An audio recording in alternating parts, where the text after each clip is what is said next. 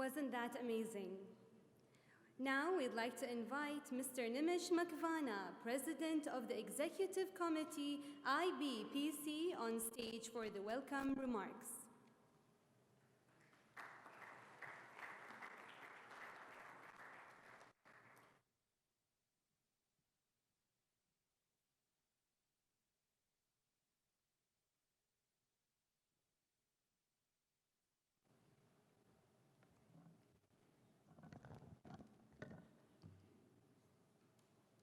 Assalamu alaikum, namaskar, and good evening to each one of you.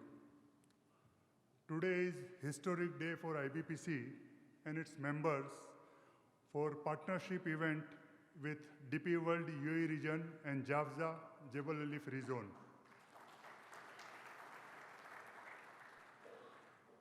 On behalf of DP World UAE region and IBPC, we welcome and thank His Excellency Shri Navdeep Singh Suri, Ambassador of India to United Arab Emirates, for gracing the occasion with his presence. We welcome you, Your Excellency, with big round of applause.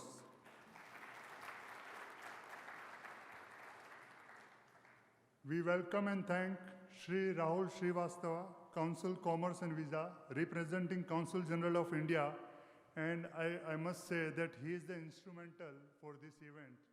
Thank you so much, sir. We have amongst us governing board members, Mr. Mohan Valrani, Mr. Vijay Malhotra, past president of IBPC, and the business leaders are amongst us. We have with us special guest, Mr. Shekhar Kapoor, who is known to all of us, Indian film director, actor, and producer, and he happened to be a chartered accountant from England and Wales. We welcome you, Mr. Shekhar Kapoorji. The theme of the evening, the India-UAE Bridge, Dubai, India's gateway to the world, is going to highlight strong partnership of two countries and opportunities for Indian diasporas in UAE and India.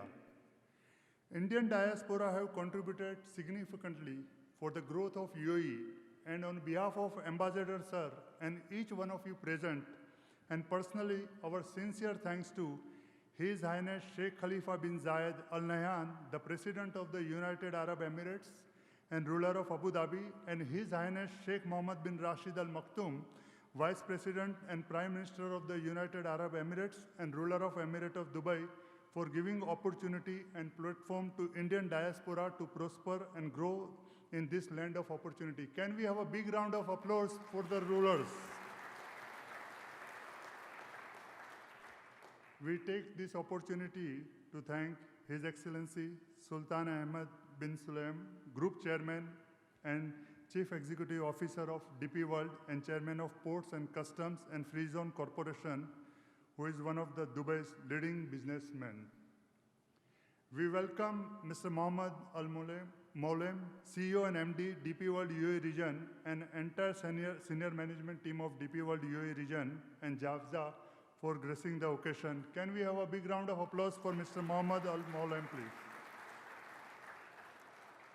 We are going to have interesting panel discussion facilitating trade in Dubai, and we welcome panelists Mr. Ahmed Haladad, Chief Operating Officer, JAFZA, Dr. Ashraf, Chief Economist, Dubai Exports, and Mr. Idris, Director of Client Management, Dubai Customs. I am sure we'll have opportunity to understand more on trading trend and opportunities. We are going to have another interesting industry panel discussion, Visions of Trade, and we welcome industry veteran leaders, panelists, Mr. Bharat Bhatia, Mr. Yogesh Mehta, and Mr. Vinesh Bhimani. I am sure we'll have opportunity to understand current economic scenario from industry experts, their experience and wisdom. We welcome Mr. Abdullah bin Damitan, Chief Commercial Officer, DP World UAE region, who is going to share presentation on Dubai, a hub for trade and industry, and Mr. Ravin Gulani, Head of Business Intelligence, DP World UAE region, who will present to the India-UAE Bridge. I must thank Ravin and entire communication team of DP World UAE for their smooth coordination for this partnership event. UAE and India trade partnership has reached unprecedented levels in recent years. DP World's participation in India's logistics sector is a primary example of that. In January this year, DP World and India's National Investment and Infrastructure Fund announced plans to create a fund to invest $3 billion in ports, terminals, transportation, and logistics businesses in India. Many Indian state governments are also discussing the potential establishment of logistic facilities with Dubai-based port operator DP World. With rising population and diversifying economy, India presents a huge opportunity for global businesses. As a facilitator, IBPC always strive to create platform for two allies and friends, India and the UAE, to not just promote business relationship, but also exchange knowledge on best practices in terms of governance, technology, professional opportunities. The first ever event of IBPC with DP World UAE region is great beginning of partnership, and IBPC is planning for roadshow in India to promote UAE-India trade along with DP World UAE region.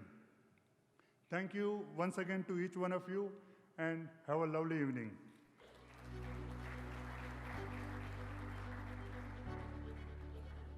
Thank you very much, Mr. Makvana.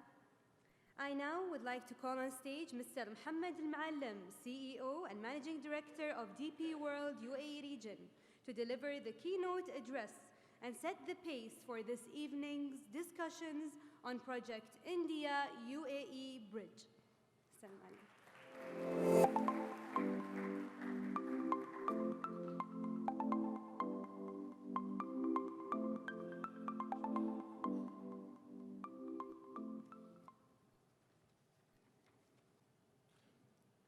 Your Excellency, Shri Navdeep Suri, the Ambassador of Republic of India, our special guest today, Mr. Shekhar Kapoor, and also Nimish from IBPC. Good evening, and it's a wonderful evening that really, I'm here, to be honest, between my friends. That's why I didn't say ladies and gentlemen, but really I rather say my special friends. I know many of you, and we have interacted over many years to build what is today special between India and Dubai. Of course, the history of the trade between India and Dubai goes much earlier than my time. It started in early 50s with very few brave Indians, especially I believe from Gujarat, who came here, took the risk like any Indian businessman who has the guts to leave his own environment and go look for opportunities. Those were the entrepreneurs who came to Dubai at that time, where actually there was no electricity, no water, no roads, not even proper toilets, or anything of that like. But they came. They came with a dream to make it happen. And we are grateful for those who came and put Dubai on the map and linked Dubai with India. What made it really fantastic, we even had our own local traders who really had an attachment to India as well. In terms of trading, some of them actually went and lived there to again seek opportunities.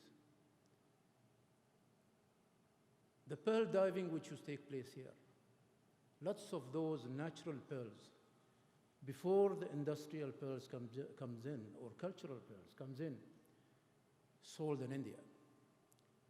So if you ever see pictures of Maharajas, please remember those pearls came from here.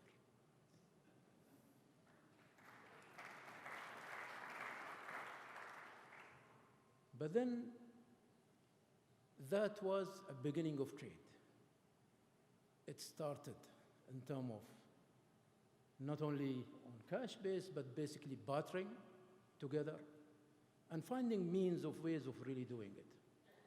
And Dubai naturally, as a city at that time, a small fishing village, had a very huge high value asset called Dubai Creek, where it allowed the dhows to really come in, to be in a safe haven, away from what we call those days the wind from the north, or shamal.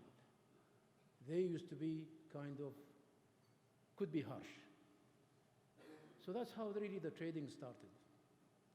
And now today, I'm happy to stand in front of you to relaunch what we call the UAE-India Trade Bridge, taking that, what our grandfathers and our father did, to a level higher. Today, we are very proud and very happy that the partnership that exists between us today, between India and UAE, on all levels, from government level to a private sector, whether it's come to trading or investment. It's getting and going to a strength, to a strength. I just was talking to one of my good friends, Indian friends, that he's due to retire very soon. I shall not say his name, so he can retire in peace. And so I asked him, what is after retirement? Are you going back to India? So he said, no, Baba, I am here. I have my house here, my children here, and this is what we love. This is what we together collectively created. A community which made up of more than 200 people living in harmony, tolerance.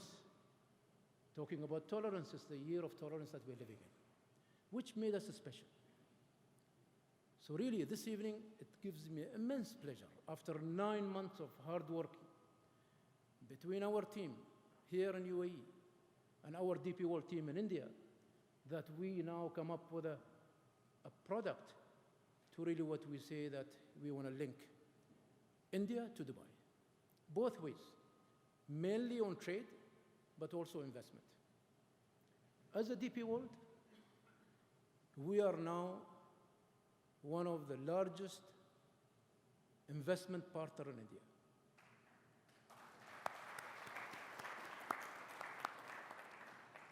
We have 6 ports.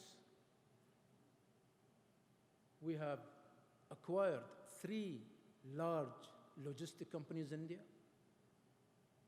And we are building, or let's say, acquired a free zone in Mumbai of 40 acres, which is operational right now. And we are building another free zone in Chennai, and will continue to build. Also, we are now investing and expanding in our locomotives. We have a license from Indian government to operate freight rail, and now we are actually investing in terms of increasing our capacity. To show our commitment to India and the good cooperation that we have from the Indian side of Prime Minister Mr. Modi's vision of future and all the people in the government of India, that we have jointly created a portfolio of investment of $3 billion to invest in infrastructure, in transportation infrastructure, which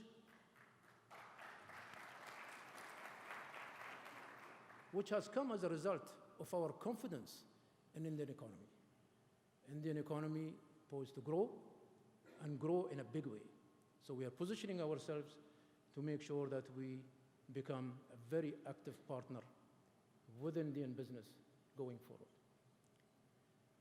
And part of this trade connection between India and UAE, and especially from Dubai, is really also to attract those investors and traders to establish themselves in Jafza Free Zone, and we will work very hard with our current Jafza population and traders, investors, to invest and establish themselves in India. So in a way that we are creating a platform for those Indian businesses who really want to spread to what we call economies which are meant to grow. I'm talking about the continent of Africa. Africa also will continue to grow.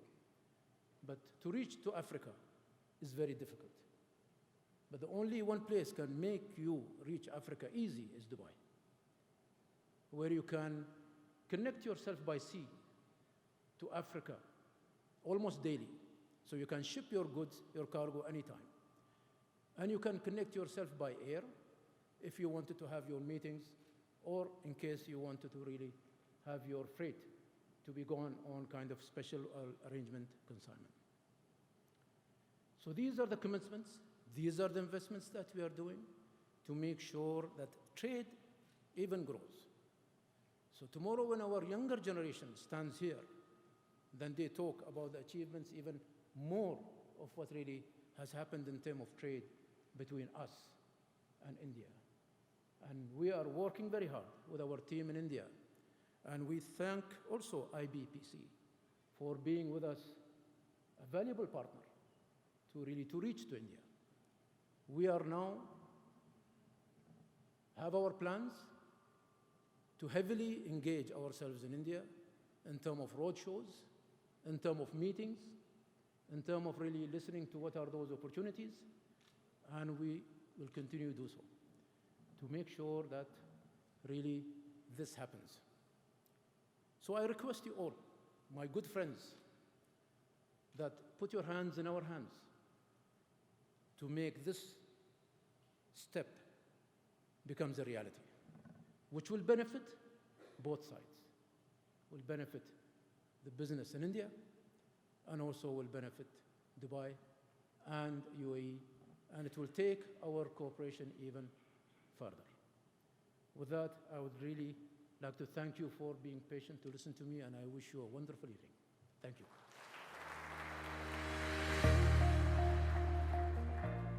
Thank you, Mr. Muallim, for your inspiring words. Friends, it's my privilege now to request our guest of honor, His Excellency Shri Navdeep Singh Suri, Ambassador of India to the UAE, Embassy of India, UAE, to say a few words.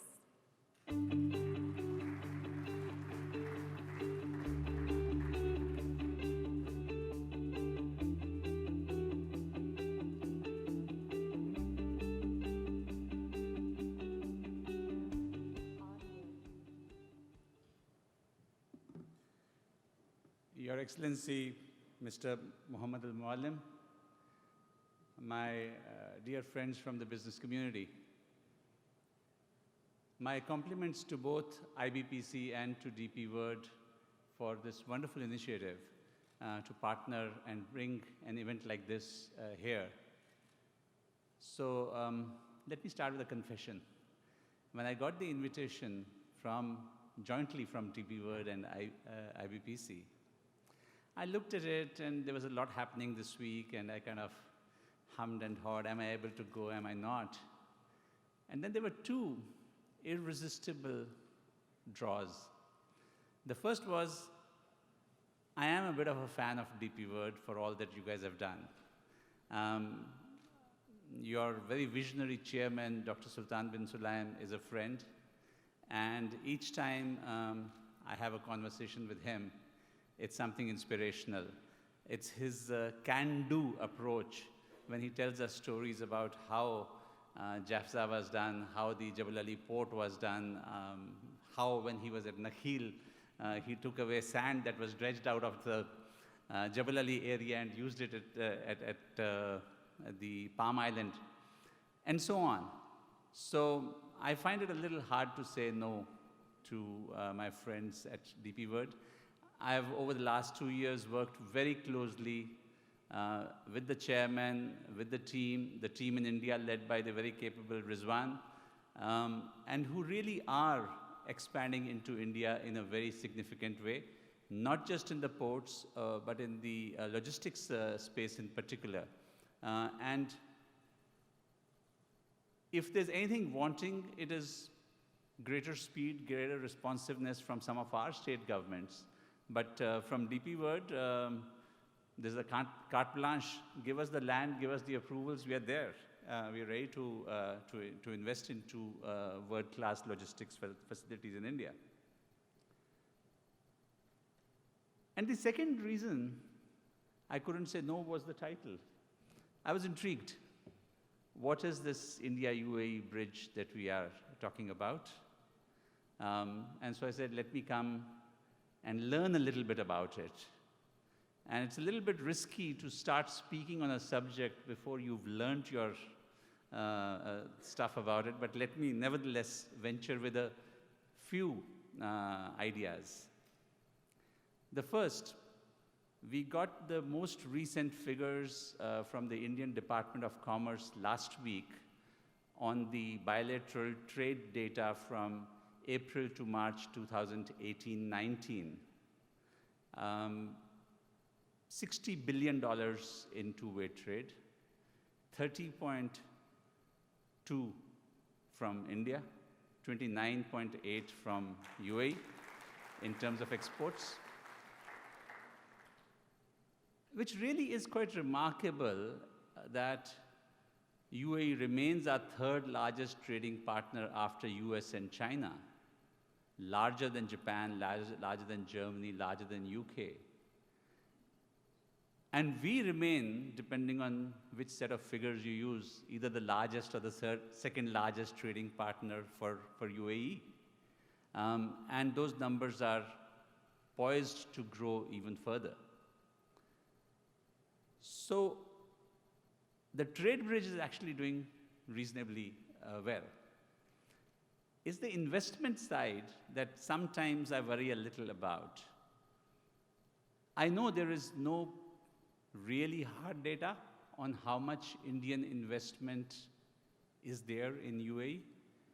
But when I ask my friends in Jafza, they say maybe a third of the companies are Indian-owned. When I go to Sharjah, to Hamaria, or to Ras Al Khaimah Free Zone, I hear something similar, that between a quarter to a third of the investments there are Indian-owned. I visited some of them. I can see some of them run into the hundreds of millions of dollars each.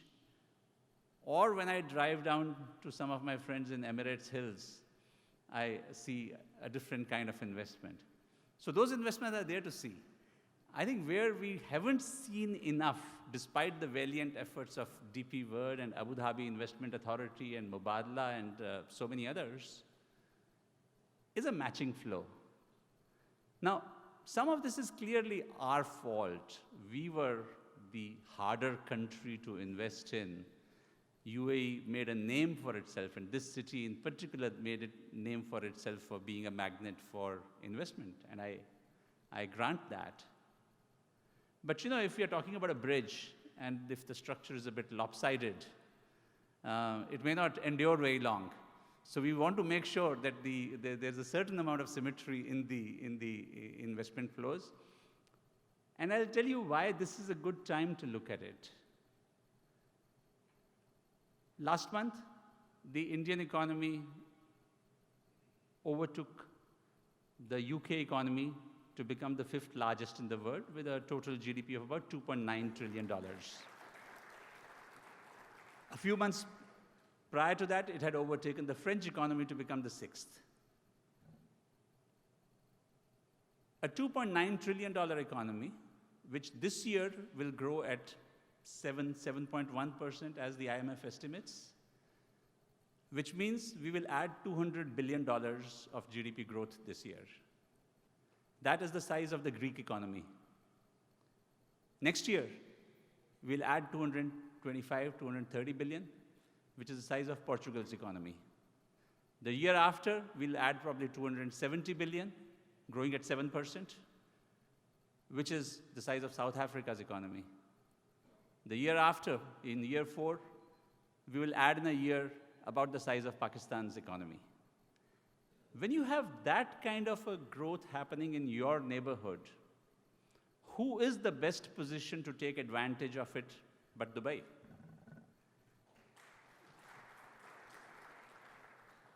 So my question really is, can you be to India's growth story what Hong Kong was to China?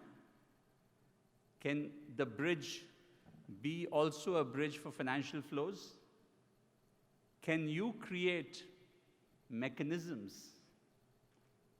work with us, work with Invest India, which is an empowered body now in Delhi, to make some of those flows happen? Take cognizance of the fact that India has moved up 65 places in the World Bank's Ease of Doing Business Index in the space of 3 years. No country ever has moved that much, that fast. And this is important because memories are sticky. And we remember the past. And we remember maybe unhappy, unpleasant experiences from the past. But there is a new India. And that new India beckons you to come and take advantage. And so I'll throw a little idea. There's the wonderful Dubai Expo 2020 coming up. We'll be there in a big way with an India pavilion. Shekhar's here, in fact, as advising the Expo 20 authorities on some aspects of the branding. And can we put something in place to make sure that by the time the Expo begins, we do have a bridge that is not as lopsided as it has been for the last 10 years, and that to trade, we add investment, and we use that old adage that trade drives investment. Well, trade has been driving for a while. Let's get the investment moving as well. Thank you very much. Look forward to hearing from all the panelists.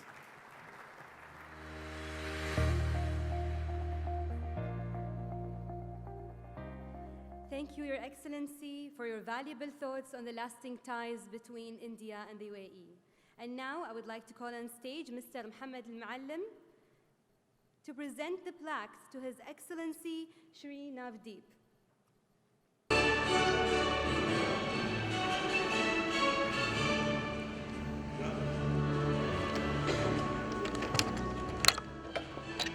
Along with him, we'd like to call on stage Mr. Rahul Shrivastha, Mr. Mohan Barwani, Mr. Vijay Malhotra, and Mr. Nimish Makvani.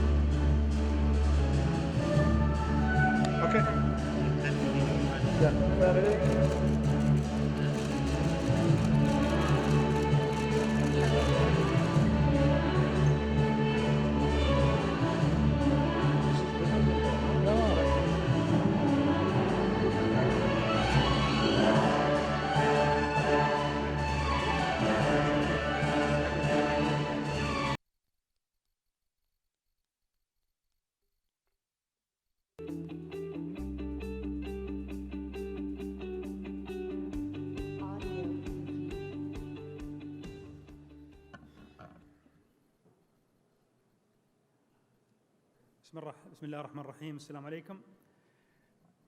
Good evening, Your Excellency, ladies and gentlemen, and distinguished guests. It is my privilege and honor to welcome you all here this evening. Adding on Mr. Muallim, Dubai is built on trade. It started off in the late 50s with the dredging of Dubai Creek. Today, the city of ours has become a regional trade hub. Trade link between the Arabian Gulf and Indian subcontinent is a millennium world. India and UAE share a same currency and same stamp for many years. So synergy between us is not that has been created recently, it has been inherited from our forefathers. A shared culture is the basis of our relation. Trade relation between India and UAE are going through a golden era, as we hear from the ambassador and Mohammed Al-Muallim. Today, Dubai is the largest domestic market in the region and the third largest re-export market in the world, having a market access to a population of over 3.5 billion. This, ladies and gentlemen, has been possible because of you. You have the vision, you had the execution to come and invest, to trade from Dubai. The bilateral relationship has transformed into a comprehensive strategic partnership between our nations. This is led by our leaders and by our people. As DP World, we have a history of over 4 decades in this business. Our journey started with the traditional role as a local port operator. We moved on to investing in terminal globally, and 2 years back, we embarked upon a new vision. Our vision is to enable global trade. We want to move beyond our comfort zone. We want to facilitate the movement of goods, proactively contributing to economic growth and prosperity. And most importantly, we want to make trade smart, digitally smart. DP World contributes 34% to Dubai GDP. We have the key facilitator to Dubai economy diversifications. As a trade enabler, we have a number of product and trade solutions to offer going forward.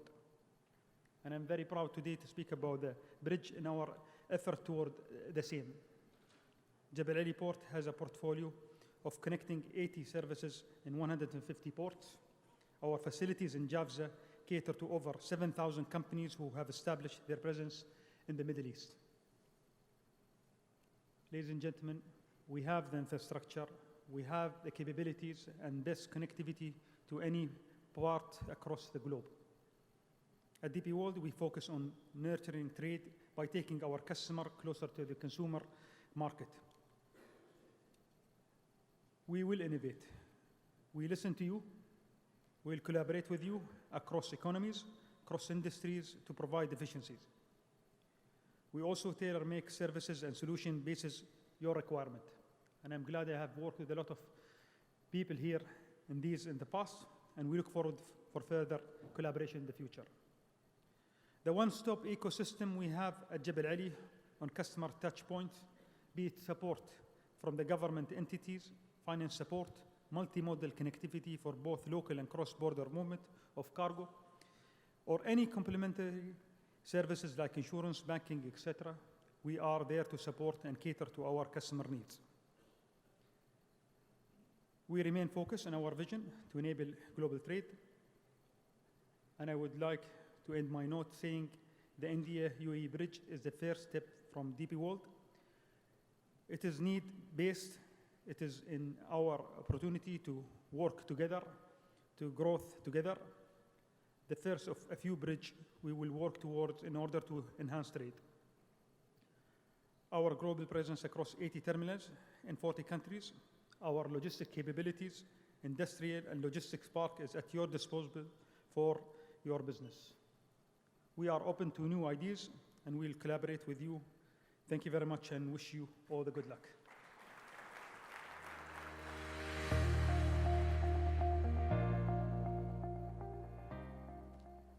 Thank you, Mr. Abdullah. Ladies and gentlemen, we now move on to the much-awaited panel discussion.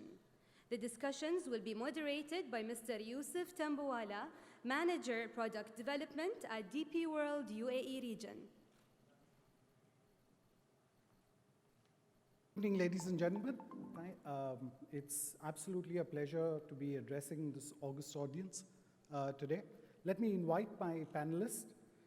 First, Dr. Ashraf Maate, Chief Economist at Dubai Exports. Dr. Ashraf.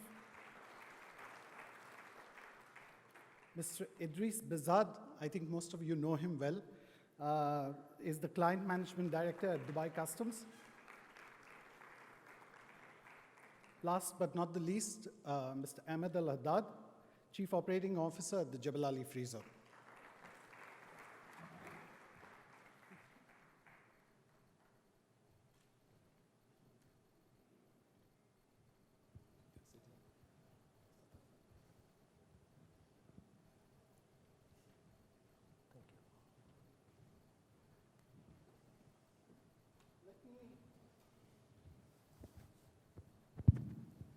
Let me start by a brief introduction of this panel. Dr. Ashraf Maate, as I mentioned, is the Chief Economist at Dubai Exports. Dr. Maate provides econometric analysis and information and advises to key decision makers that promote a structured and detailed understanding of trade and trade policy, role of economic growth, diversification and development of Dubai and the United Arab Emirates. He's also associated with the International Trade Center in Geneva, UNTADC, and the Inter-American Development Bank. Dr. Ashraf Maate. Idris has served most of his career with PCFC. He's a known figure. I know he knows a lot of you and a lot of you know him. He's been taking care of all the customers for Dubai Customs. Idris. Ahmed Haddad has been responsible for transforming IT infrastructure at the port and leading automation. Ahmed has over 15 years of experience. He's currently managing the Parks and Zones business of DP World UAE region, which includes Jebel Ali Free Zone, National Industries Park, Dubai Auto Zone, and Dubai Textile City. Ahmed Dada. Let me start by sharing a few of UAE's rankings. I think the ambassador alluded to them. UAE is number 5 in the DHL Global Connected Index, number 11 in the Ease of Doing Business 2019, published by the World Bank. However, the trading across borders components was ranked at 98. Number 5 on the IMD World Competitiveness Ranking in 2019, and number 7 in the Global Competitiveness Report 2017-18, published by the World Economic Forum. But given that we are in the UAE, this is never enough.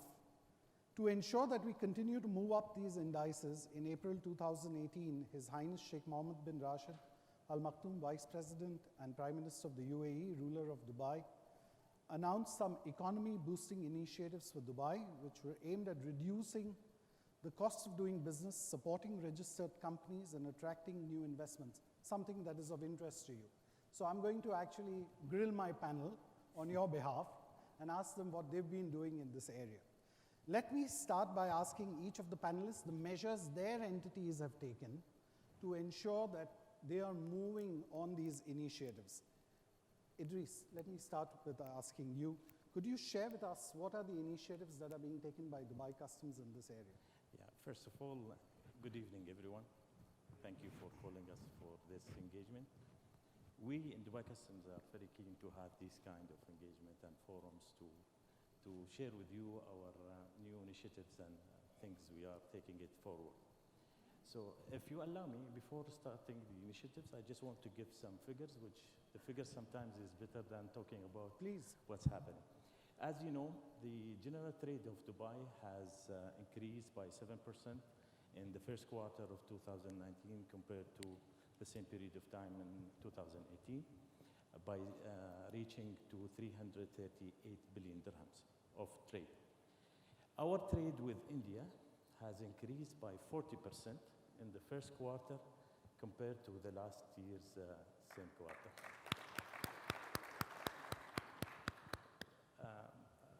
One of the initiatives which we have been privileged to get the approval of His Highness Sheikh Hamdan bin Mohammed, and it was one of the ideas of 10X, which has been approved by His Highness, is the Dubai Loyalty Program. And the story of this Dubai Loyalty Program, started with a true story of an Indian gentleman who arrived in Dubai in 1988. He was a former diplomat of India and UK. He did not have any intention to start his business in Dubai. And he visited Dubai as a coincidence. His connected flight to London get delayed, and he approached an immigration officer. And he asked if he can enter to Dubai. The immigration officer takes to his superior and asks him, this is your visa, you can enter to Dubai. He calls his friend. He roams around Dubai, and he feels connected, or I could say a love from first sight with Dubai. And he started his business in Dubai, majorly in the electronic businesses. Today he's among the top 50 Indian businessmen in GCC, and he is with us today, Mr. Parash Shahdat Puri, who is running the Nikai group. So when we presented to the jury of the 10X, and they have prepared us to how to present it in a storytelling. So I've been thinking of a story to start with. So I said, there is no better than this successful story of Dubai. And I said this story. For retaining such business in Dubai, we need to initiate the Dubai Loyalty Program and retain the business in Dubai by giving them benefits in a structured way, and to create that happiness and to reach as Dubai as the happiest city in the world or on earth by 2021. So it's the time to give back to the business community by launching the Dubai Loyalty Program. That's for the long term. We are expecting to have this loyalty program by 2021 in the first quarter. But recently, we have launched the virtual stock guarantee. The virtual stock guarantee will boost and will help to minimize the financial burdens on the free zone companies who are transacting through Dubai exit points, whereas today we have 445 million dirhams is a standing guarantee kept with us for such transaction while they are exporting. You know, if you are exporting from free zone, you have to keep a deposit of 5% equivalent to customs duty by using your standing guarantee, whether it's cash or a bank guarantee. What we're trying to do is to facilitate the businesses with a virtual account. There is no actual deposits to keep with customs, so you can get your guarantees back and utilize the virtual stock guarantee for your transactions while you are transiting out through Dubai exit points. Idris, thank you. I think there is no better way of improving an economy than to create liquidity within the economy. And I think the move that is being made by Dubai Customs has surely going to boost the liquidity and allow traders to do much more and have better cash flows. Dr. Mati, let me come to you. What steps is Dubai Exports taking in this context? Thank you, Yusuf, and thank you for the kind invitation to be here. I think it's very, very impressive to acknowledge the vast improvements that the UAE has made in the rankings that you've mentioned. I think it's truly impressive. But these rankings are really a manifestation of the initiatives that organizations such as mine take. I'll talk about the initiatives in a minute, but also we have to look within the wider sphere. And when we look at the wider sphere, one very, very important set of rankings are the United Nations Sustainable Development Goals, which again, things that we are working towards. And the aim of this is to improve the global competitiveness of our firms. Because if you improve the global competitiveness of our firms, you by then also improve the dynamism of the trading environment here, which is one of the sub-indicators of, for example, the World Economic Forum global trading issue, one of the points is dynamism. Right. So what is Dubai Exports doing? We have a number of initiatives. I think the ladies in the room will like the fact that we actually have a program dedicated purely to women called She Trades. And this is a United Nations program that we actually foster and host here in Dubai. And the whole idea behind this is to get women to export and to create programs so we have more women exporters. Another one is to get youth and youth exporters. We have such tremendous talent in the UAE, in the creative industry sector, in the digital space. And again, these initiatives try to get young people to look at exporting and trading as an alternative to paid employment. And this also brings out their energy and their dynamism in. We also do capacity building, encouraging companies to go abroad. In fact, I'm pleased to say that the first overseas trade office that Dubai Exports established was actually in India. And it still remains our strongest office. In fact, we now have multiple offices in India. And the reason for that, as His Excellency mentioned earlier, is to support the level of trade that's taking place. We have programs also to encourage technology transfer, because the whole idea is that you cannot be competitive in a vacuum. You have to absorb what is happening globally. You have to share ideas. And today, the world is highly connected. When you have a new idea, it only has a short window. So we are encouraging our companies to look at different ways of exporting. It's not only a physical product that you need to export, but you can actually export an idea. You can export technology. You can export services. So it's increasing the remit of exporting. And this brings me to the next point. One of the weaknesses that most countries suffer, and I've done a lot of work with ITC in Geneva and the sector, looking at the proportion of firms that actually do export. Typically, it's between 8 and 12%. So typically, between 8 and 12% of firms in a country export. This is very, very low. So really what we are trying to do is encourage more and more firms to export. And as you know, because you're in the port business, if more firms export, you have greater economies of scale, right. The costs fall, and you also get greater benefits for the whole environment. Yeah. That's a very important thing that you mentioned, Doctor, but I just want to point out to some numbers. I recently read a report which says that a large part of our trade between India and UAE is driven by high value, low volume goods.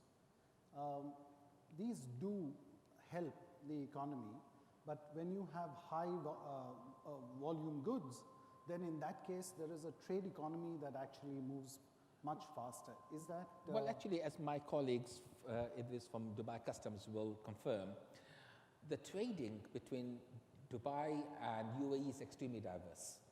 We have a multitude of goods, but it is true to say that a large part of that is golden jewelry. This is the traditional business that has flown, and there is actually a very good synergy because we have certain efficiencies that India can benefit from. At the same time, they sell made jewelry, which is sold here. So that's one part. It's a very important part. But we should not forget the other part of trade that's taking place. We export a whole range of products, from processed foods to fish to India. And at the same time, there's a whole range of diverse products that are imported from India to which we add value. We talked about the bridge. One of the interesting things is that 65% of the pharmaceuticals exported from India to Africa go through Dubai. Fantastic. Right? And that shows you the viability of this bridge. And in fact, I'm extremely excited about the bridge because for me, the bridge does not stop in Dubai.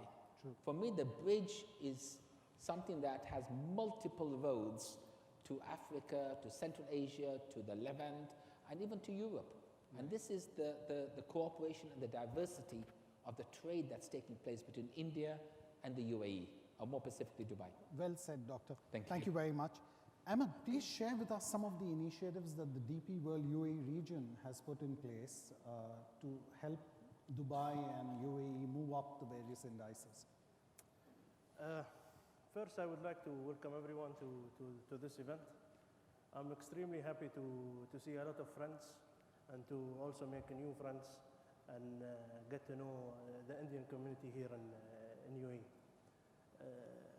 And while my two colleagues are talking today, I remembered a lot of stories that Javza friends and Javza partners have shared with me in the last 2 years since I moved to Javza.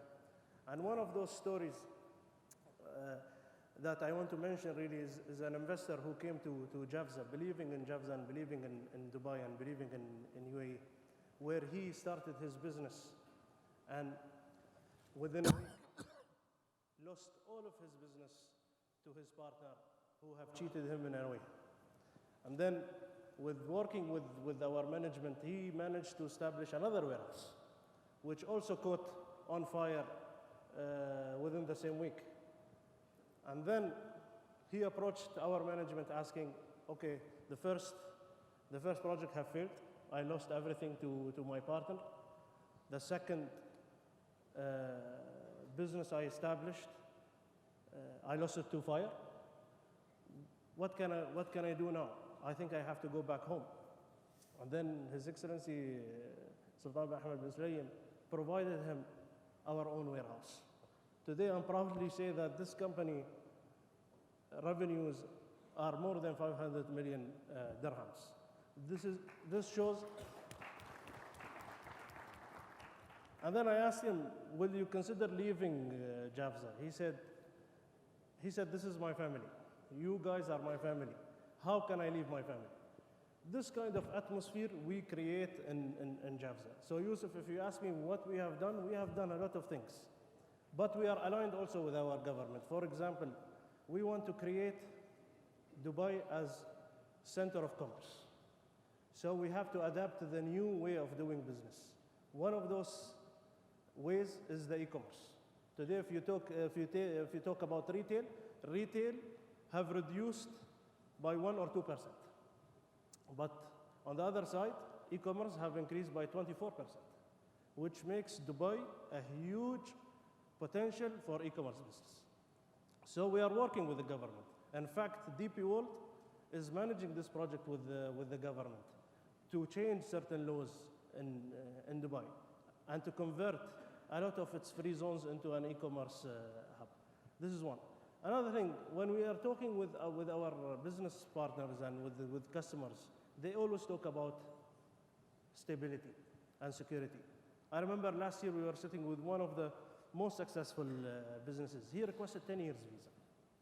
I told him, I don't promise you, but we will try to do something. And to be honest with you, we did not push for it so hard, but it came by default by the government. And this gentleman, he got the 10 years visa. So today in JAVZA, we issue the 10 years visa. We are the first entity in Dubai to issue the 10 years visa. And just to clarify, the 10-year visa is the golden visa. So there is no golden visa and there is no 10-year visa. It is called the 10-year visa. We also established the 5-year visa for management. If you have a manager who is working with you for a few years and you want to retain this manager and keep him secure, we have the 5 years visa. A lot of companies want to bring expertise on mission. So we have introduced mission visas, which wasn't available in JAVZA. We have the 1-year visa, we have the 2-year visa. So we are now more flexible, which really gives businesses a lot of flexibility to conduct business in Jebel Ali. And by September, as you all heard in the news, we are giving the economy back 1.5 billion in terms of bank guarantees and cash guarantees of labor, changing it to an insurance scheme. Something is more affordable, helps the customer with their cash flow. And I think this has been a request from a lot of our partners for the last few years, and this is happening now in September. Thank you, Ahmed. When government and quasi-government entities start thinking like business, then you are definitely sharpening the saw. I'm grateful you mentioned something about e-commerce, because there is a lot of talk currently going around about making Dubai the regional hub for e-commerce so that regional distribution can actually happen from here. Idris, my question is addressed to you. What is it that Dubai Customs is doing to enable e-commerce trade to take place from here? Yeah, as my colleague Ahmed has mentioned, that there is a higher steering committee meant for the e-commerce, and Dubai Customs with the other government entities playing a key role into, having the right policies and processes for the e-commerce business. As you know, we are working on to a long term and the short term. In the short term, with the Executive Council, we have revisited our customs notice, which is related to the export through courier companies. As you know, the express industry, it's like the backbone of e-commerce platforms. The old customs notice was stating that the de minimis or the threshold of 1,000 and above, you need to go through customs declaration while doing the export, and the fees is of 120. So the business community and the express industry, the e-commerce platforms, they were requesting to raise the de minimis from 1,000, and effective from tomorrow, the de minimis will be up to 3,000, and the declaration will be conducted in a very simplified way and manner, without any customs fees for this declaration, up to 3,000. But from 3,000 up to 15,000, there will be 10,000 fee of customs export declaration. So any goods going up to 15,000 through courier channel will be costing only 10 dirhams if it's above 3,000. So this is on the short term to boost the Dubai's position to be the e-commerce hub. Thank you, Idris. Did you hear the date? It's actually effective from tomorrow. Correct, Idris? Yes, yeah.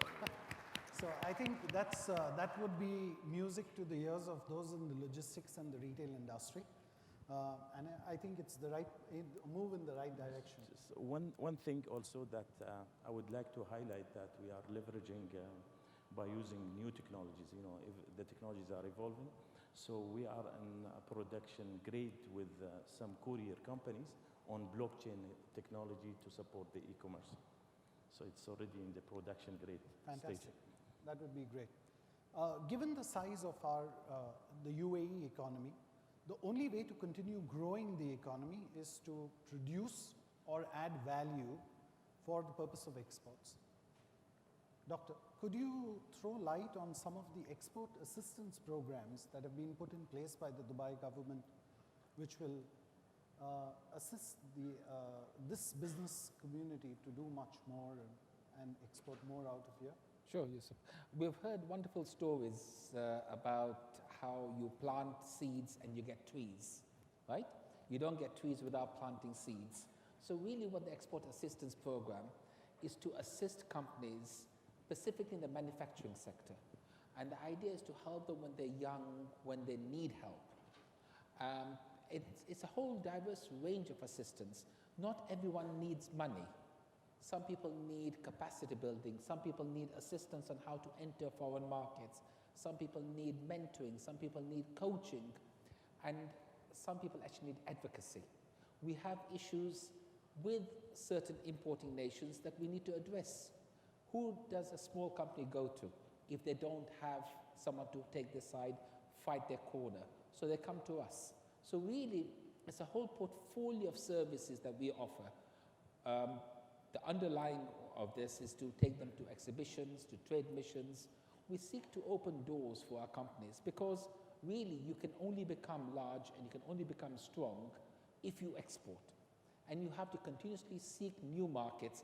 And for me, it's actually really encouraging to see some of the companies that we have taken overseas, right? And that have, for whom we have opened new markets. That's part of what we do. So it's really a mixture of financial incentives.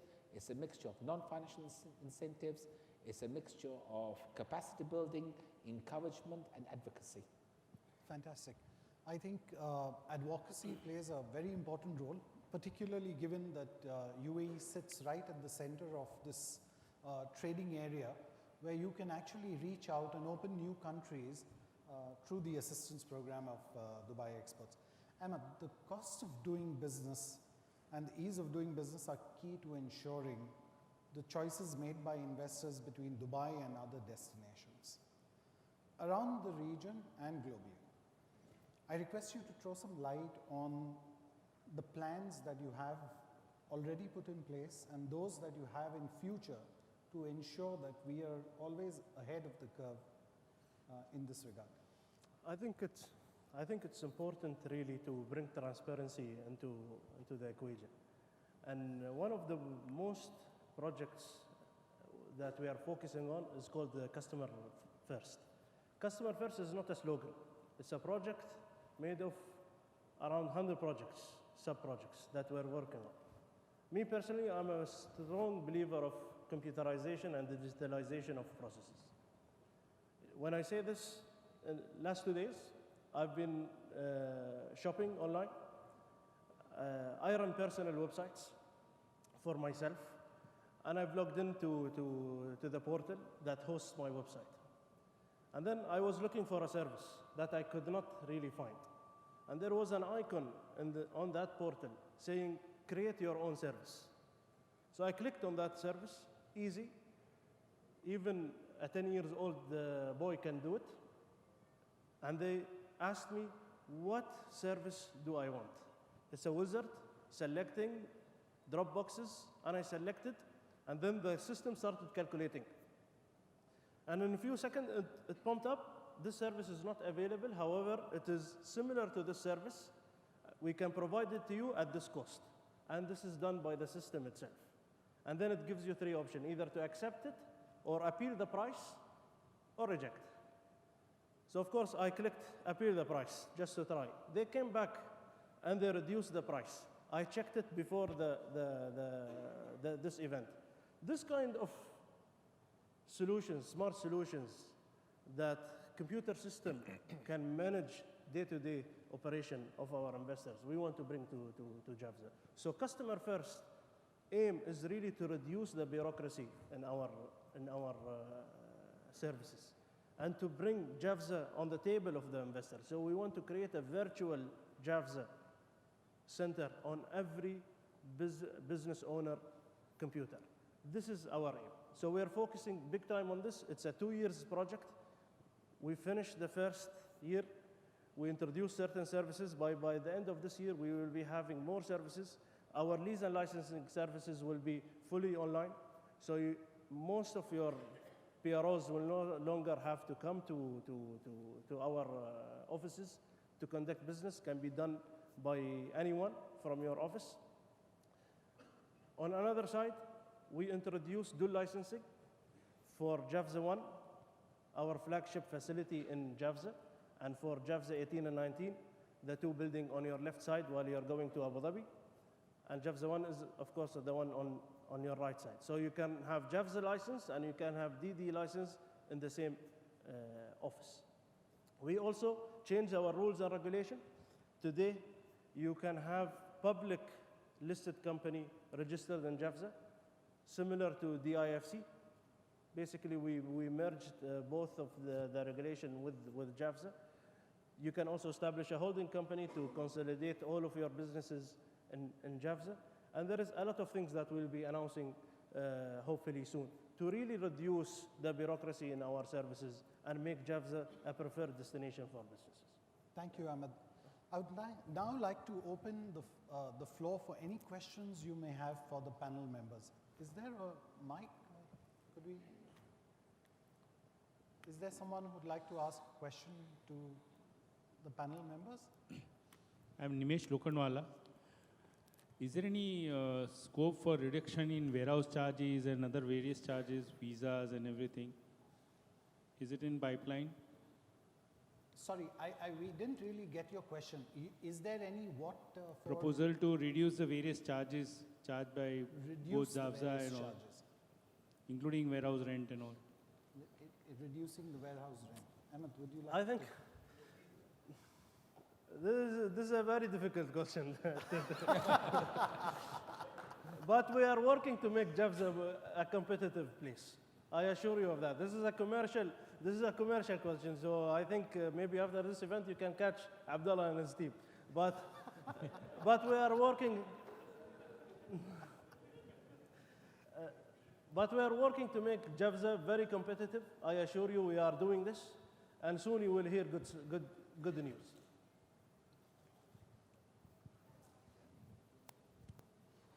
This is Rajesh Agarwal. We are seeing UAE last many years. Initially, there was a big thrust for the construction. Thereafter, UAE has seen big tourism. Just now, the panel talked about e-commerce and retail business. We are talking about the India-UAE bridge. What about industrialization? We all know that there is a big industrialization in Jafza, but there is a big potential from India because a lot of Indian industrialists, they want to invest in UAE. Do you have any plan of India industrial zone in Jafza? Thank you. I will also ask Yusuf to answer this because he's part of it. I have 6 of my colleagues sitting on the Dubai industrial strategy. We are working with the government on a lot of initiatives to make the whole Dubai an industrial-based city. We in DP World and in Jafza, we are working with the government on really reaching to an agreement with different countries to help our manufacturing industry do business with those countries. But it is at a very early stage. It is difficult really to say it will happen or not. But we also have NIP. Today, NIP, National Industrial Park, which is an onshore industrial zone, you can establish in this area. And you can export to the whole Arab world without paying duty. So this is an incentive. There is different solutions we have in place, but certainly, if you talk about manufacturing, we are working with the government on a strategy which should be implemented really soon. I'll just let Dr. Arshad also answer that question. Thank you. Dubai Exports is actually looking after the Dubai industrial strategy, and that's a very important component of the manufacturing sector. And one of the aims behind this is to increase the proportion of manufacturing output But as a manufacturer, you're also aware that there's certain benefits to manufacturing in the UAE. One of them is actually to utilize what we call free trade agreements. The fact that you actually manufacture here gives you a certificate of origin from the UAE that allows you preferential access to many markets. In the case of the UAE, for example, we have signed what's called the Greater Arab Free Trade Agreement that gives you preferential access into 21 Arab countries. We've also signed the EFTA agreement that gives you access into major European markets. You've signed UAE-Singapore Free Trade Agreement. And in fact, I'm in the Free Trade Committee for the federal government, and I can tell you there are 22 free trade agreements under negotiation covering 78% of the UAE's exports. So really, when we look at manufacturing, you have to look at, first of all, the environment, and secondly, when you manufacture in the UAE, what global market access do you get? And here, the free trade agreements are something that companies should look at in terms of utilizing. Thank you, Doctor. I can take just one more question, and I can see. So give chance, because I am the only local company among all my brethren here, the Indian companies. We are very proud to say that my first experience was when my father and uncle started in 1946 a joint venture in Bahrain, and they made a film distribution company called Al Nasser, and we covered, and in 1948, we started OAL Cinema in Bahrain, 1951, Al Watan National Cinema in Dubai, 59 in Abu Dhabi, 61 in Buremi. Now we are one of the leading companies in the Gulf for film distribution, especially Indians. My name is Abdullah Al-Alawi, Bani Hashim. I am from an old trading house extending to the 1880s. Both my grandfathers from my mother's side and my father's side were traders. We used to have 2 shipbuilding yards, one in Dubai and one in Bahrain. From my grandfather's side was dealing in tobacco and the black lime. And we used to take it to Bahrain and export it to all over the Gulf. We are the 3rd generation. The modern, of course, unfortunately, both my grandfather died in 1912 in Dubai, and we started the modern Al Nasser in 1951 with Al Nasser Engineering Establishment, and Al Nasser Trading Establishment, and Al Nasser Novelty Stores. And now, you see, I want to ask Ahmed the following. When we started, we were competing among ourselves. Yani, Dubai company competing with Dubai company. Then we started to compete with Abu Dhabi, then Ajman, and Ajman, they had no rules. So we companies in the zone are distressed, and we had to pay through our noses, for example, to pay people from outside to come and work for us. And Ajman, the guy has no overheads. The guy just no overheads, no United Nations, human rights and everything. So he can cut the prices. And even Dubai, when we were in Dubai, I was courtshiped by bin Sulaym in 1988, and he said to me, "Why didn't you come to the port?" I said, "How can I come to the port?" We were at Sheikh Hamdan's Majlis, and he said, "I'll create something new." So he created the general license, and he actually dangled the carrot to me to come to you. So it was established in 1989 by Dubai giving us a project to help Dubai and the government of Dubai, and we saved Dubai in deep 20 million dirham. We saved the government. What is your question? My question is, before we were competing with Ajman, today we become global. I am competing with China, with the Philippines, China, the Philippines. No, India is always a blessing. I don't say India. I give you an example, sir. We went the metro of Dubai. We submitted our bid to build the stations, Al Nasser Engineering. Who was our competitor but China? We lost to China, and China got all the stations. What I suggest that I've been talking, I have access to government of Dubai people. What I suggest that 15% of the contract values should be spent locally. You have just given China $1 or $2 billion worth. Sorry, I'm Sir, really what sorry. I suggest, excuse me, sir, I suggest that your voice will be heard more than me. ما عليه خليني اجاوبك على السؤال. لا sorry, Ahmed. ما عليه لان الوقت ضيق فيه. No, I just is asking you, please suggest to His Highness, Sheikh Mohammed, that they should put a clause for the foreign companies to spend 15% of the contract here. They are not filtrating. The Chinese bringing even the endowment. This is my question. That's okay. Because you're becoming global, you are competing. I am so proud to tell you that the products made with me is in Alcoa of Canada. I am with Ma'aden in Saudi Arabia. I am in Italy.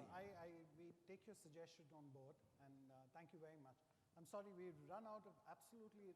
Oh, sorry, I'll take that one question, which was which. Sorry.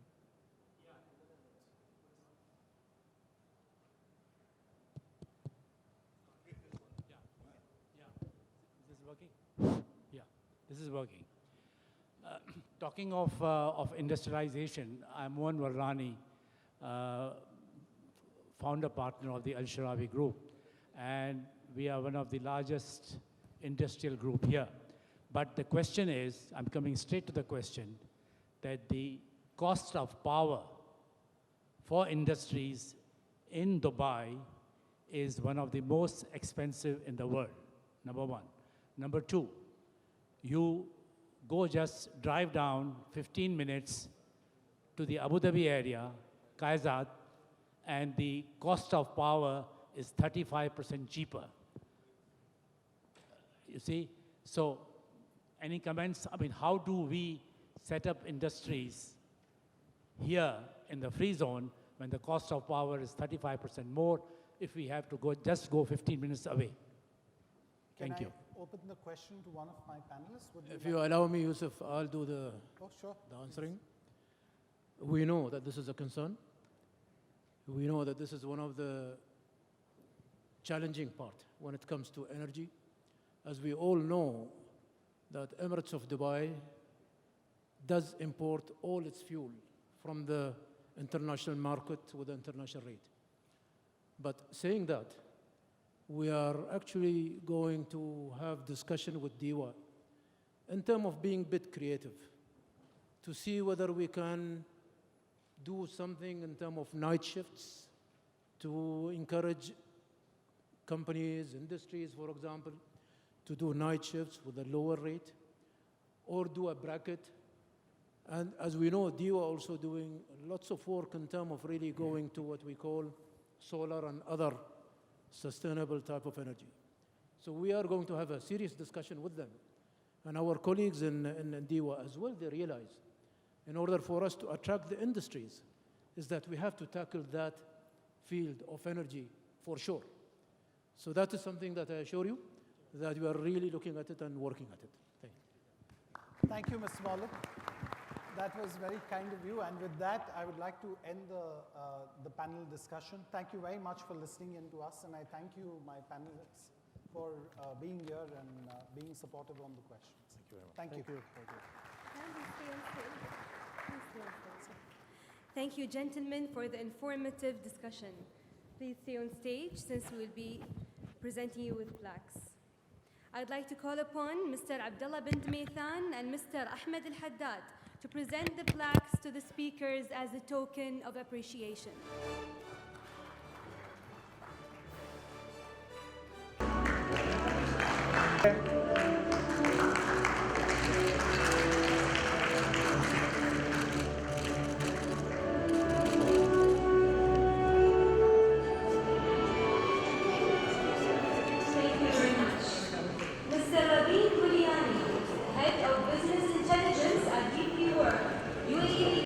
ladies and gentlemen, for coming. We begin a journey today. 40 years ago, Jabalali Port was inaugurated. Today, Mr. Maulam detailed to you, we're beginning the journey for the bridge. The bridge is a conduit. Some of the questions that were raised by His Excellency the Ambassador, we might have some solutions for the investments that he asked about. The bridge is not limited to what we want trade and investment to come into Jabalali. The bridge also is for trade and investment to move into India. And obviously, how can we leverage Dubai and Dubai's infrastructure for India's exports globally? So I'll take this opportunity. We've been here after a very long time. It's the first engagement. We'll start off by reiterating what we are. So the presentation is going to evolve over three things: what we are, what we can do for you, and what we will do for you, right? Quickly going through, Mr. Maulam again spoke about the fact that we started off trading pearls, and from India we used to get foodstuff and spices. Trade in 2018, $60 billion, Idris mentioned that earlier. But the vision set by our leadership is the trade, and the target for trade over the coming years is $100 billion, right? 10% of UAE's global trade comes or goes to and from India. 15% of all exports and re-exports go to India. So India is a very sizable market for Dubai. Now, we might ask, and I'm not here to speak upon the gems and the jewelry trade. Although we do a lot of business, we come in from DP World. Our beginning was a humble port operator. We like the physical movement of goods. We have JAVZA. We are an industrial real estate entity and obviously a trade facilitator. So we really do like the physical movement of goods, right? The trade, even last year or over the past 3 years, we've seen 11% CAGR growth. Very resilient, considering the challenging global economic times that we are in, right? On the port side, we handle around 2 million TEU of containers, which go in and around India from Jabalali. That is very substantial, considering that our total port throughput in Jabalali is around 15 million TEUs per annum, right? When we move on, and that question did come up, there are 1,100 companies in JAVZA with an Indian shareholder or Indian ownership. It is the largest chunk of investors in our business. Ladies and gentlemen, thank you for the support we've received over the last 40 years. It's because of you where we are today. And it's also the reason why we are kickstarting the bridge with you. The people who came in first into Dubai to invest and trade, and into JAVZA as well. Some of the leading brand names are present on my slide, but they're also in the room. So yes. But we've moved on. We started in Dubai, a humble port terminal operator in Mina Rashid. We moved into the mammoth Jabalali. Today we've got a presence of 78 terminals, 9 logistics parks in 50 countries around the world. And there's a lot more coming. That was just a little recap on where we are as the port. So what do we do as a port? Re-emphasizing, if we look at Jabalali, and I'm also going to cover India in the portfolio now, in a little more detail. Jabalali is a man-made harbor. We are the world's largest polyfunctional port. We have 25 kilometers of quayside where ships can berth. And I reiterate, it is man-made. This was the vision of the leadership of Dubai and the UAE. You came in as investors, and we know where Dubai stands today on the global trade map. Dubai is debatably the world's third largest re-export center, after Hong Kong and after Singapore. His Excellency asked if Dubai could be what Hong Kong is to China, I personally believe that Dubai is already there. I do believe the bridge is going to enhance that position of Dubai. On the Indian side, we've got 6 container terminals. We are India's largest container terminal operator with approximately 40% market share. And yes, if you need details on our portfolio or what can we do in India, please do come out and speak. We also have presence of our Indian management team in the audience today. On the zone side, we run 4 zones in Dubai. We obviously run Javza. We run the National Industrial Park, which is a non-bonded domestic trading area zone. And we also run Dubai Auto Zone. We've also facilitated the Textile City and others. So cumulatively, we run around 78 square kilometers. This is not desert land today, ladies and gentlemen. We're there. We've got, if I get into the details of Javza, we sit on approximately, we sit on approximately 65% of the pre-built, ready-built warehousing capacity available in the UAE. That's within the zone. That's the investment made by the Dubai government and by Javza and DP World into the zone. We've got an array of products ready for yourselves. We've got a cluster available, an industrial cluster that spans, be it the F&B industry, the automotive, or the logistics industry, a very wide base. Javza is a market within the market. It's where you can facilitate your business. So what have we been doing over the last 2 years? I did forget to mention on the previous slide, and I would like to draw back that and Mr. Maulam did mention this, there are 2 zones upcoming in India. By the end of the year, we'll have the Navasheva zone operational, and within the first quarter of next year or second quarter, we'll have another zone operational in Chennai. So yes, if you would like to invest in the zones in India, then please do connect with us. But we've been doing a lot more over the last 2 to 3 years across the world. We have been looking into logistics. How can we add value on the logistics side? We do not want to be an asset player, or we do not want to be restricted and limited to being an asset player. We want to move goods. In Dubai, we've set up a logistics entity. Although in the ecosystem, we facilitate more than 350 logistics entities as well. It's another neutral entity that we've established. In India, over the last year, we've acquired 3 logistics entities: Continental, Delex, and Winter Logistics. So we have the capability in India to move goods, to move express cargo for your e-commerce goods, and also to move cold and cool store products, refrigerated goods. A little more about our presence in India. We're into transport. We have locomotives. We have a pan-India license from the government of India to run rail. We have been there for the last 8 years in a limited capacity, but you are going to see a sizable investment in locomotives and rail connectivity in India from DP World. And this is to nurture and enhance trade, EXIM trade, export and import from India. So where we can contribute, we will continue to invest. It doesn't stop there. All of you import and export cargo from Dubai, or most of you do, and to one extent or the other, you use Dubai Trade.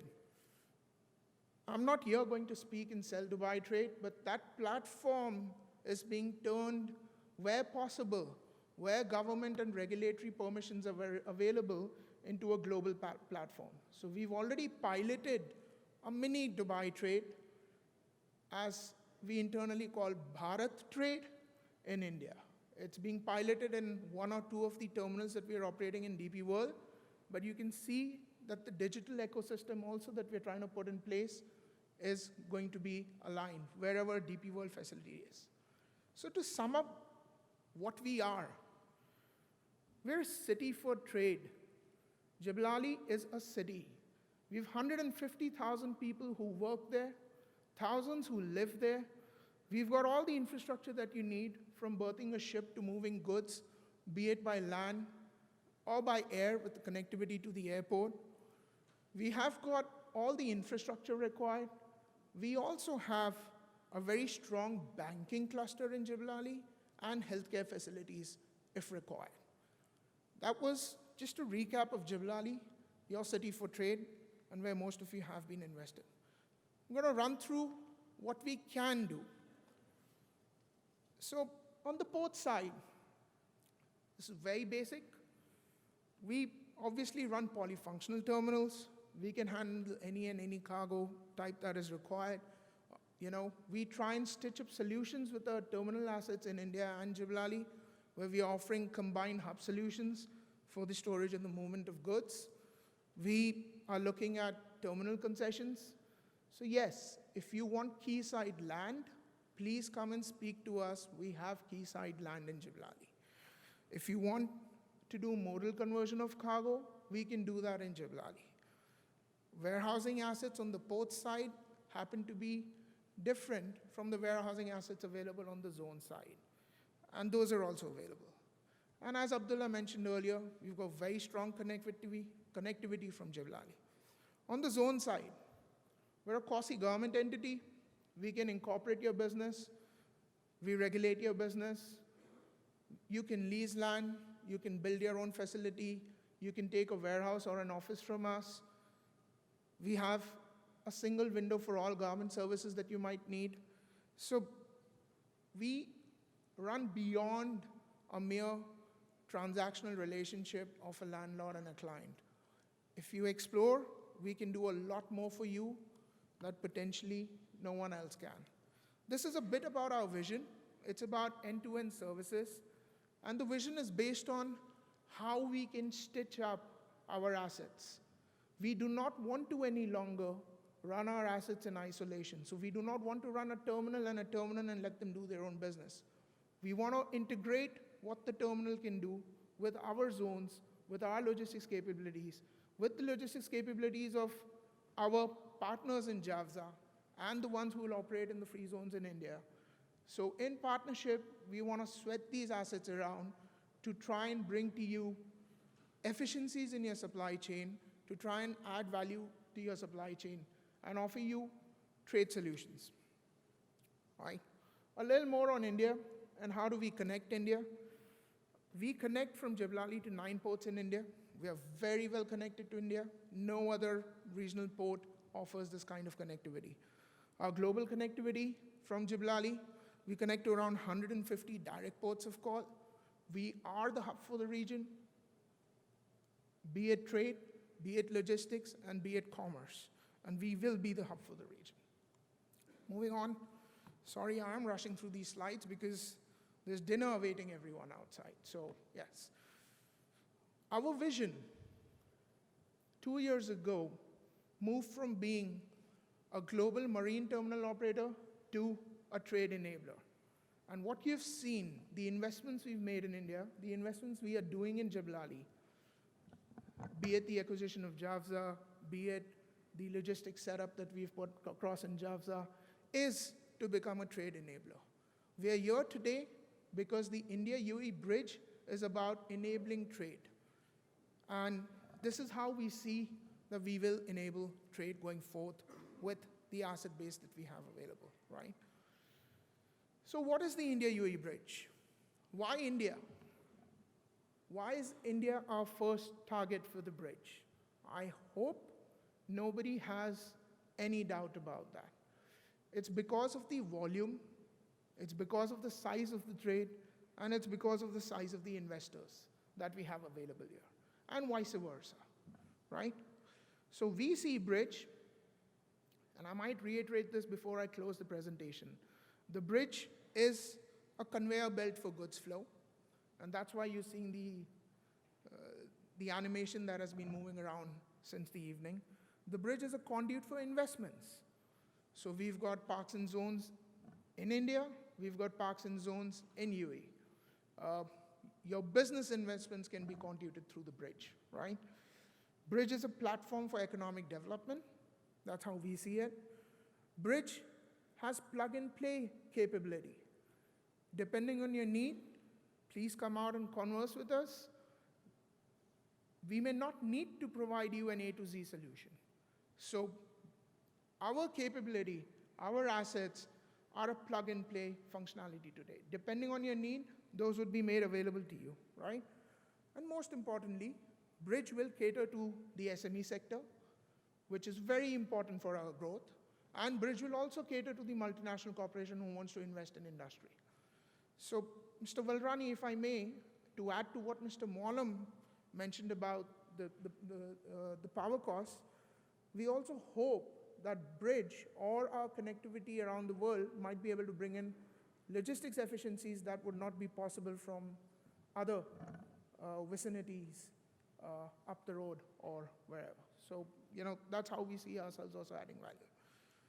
There was a question earlier about how do we see Bridge and the industrial strategy in India. So the industrial strategy, the Make in India, is the core to our philosophy on the Bridge. If you look at the sectors that the Indian government wants to grow in, and if you look at the Dubai industrial strategy, India wants to increase manufacturing exports. Dubai wants to support the global manufacturing by developing a value-add, either manufacturing or logistics system in place. So our Bridge is going to be focused on, from an investment perspective, a number of commodities. Agri and F&B. We all want food in our countries.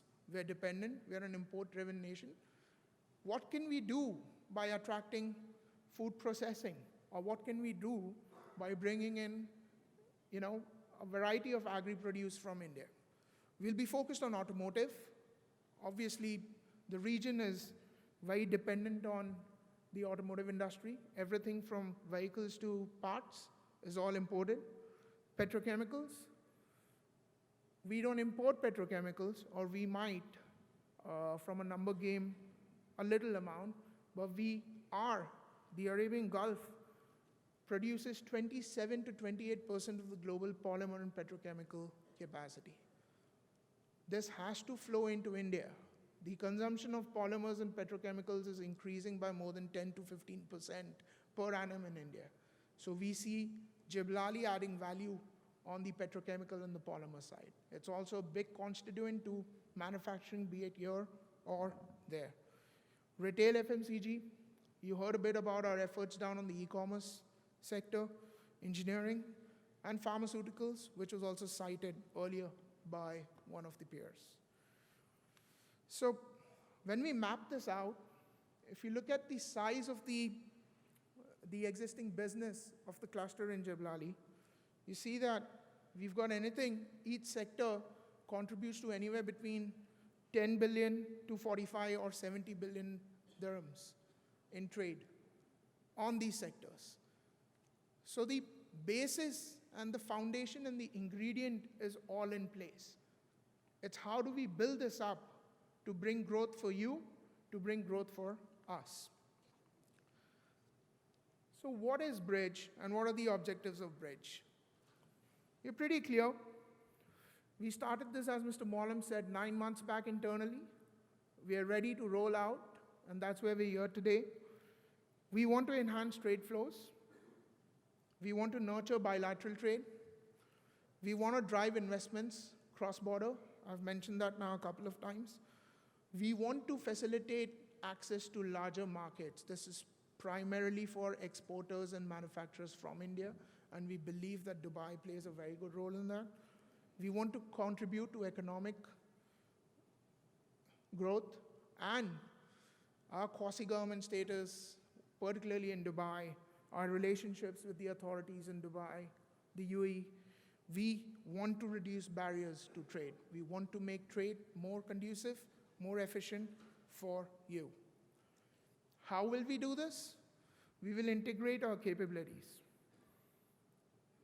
We'll integrate our capabilities by, there's a whole array out there. I'm not going to get into this because of the want for time, but yes, if you look at what all is possible, you'll realize that what we can offer and what we will offer is a seamless trade facilitation, is a one-stop solution.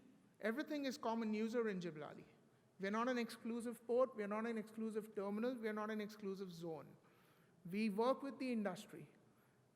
We work with everyone. And as I said, all the infrastructure, all the services that you will require going forward will be a plug-and-play model from DP World, also through India. So we've taken a few steps already over the last 9 months.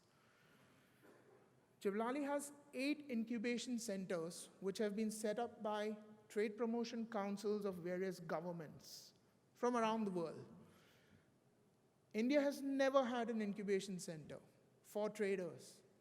India has probably debatably never had an incubation center anywhere in the world. So we have now set up, and we launched this last week, the world's first Indian Traders Incubation Center. We've taken it upon us as DP World. We've invested in it. We will be subsidizing the cost of doing business in Dubai through JAVZA by 65% for the first 3 years. So I do not like to use the word subsidizing or discount, but in effect, we are incubating an incubatee. This is specifically meant for the SME trader, for the exporter of goods from India, or the manufacturer who wants to reach out to Indian markets. Ladies and gents, this is live. The product is available. We have started off with advertisements in the Indian press earlier last week, so please reach out. Our support does not stop at an office or a trade license or whatever. We will work with the incubatee, with the investor, to look at their goods flow, to see how we can offer benefits to them on the logistics side. Doesn't necessarily always have to be from a cost related, but we will work with them to open markets for them. And that's our commitment to the new business that will come in from India.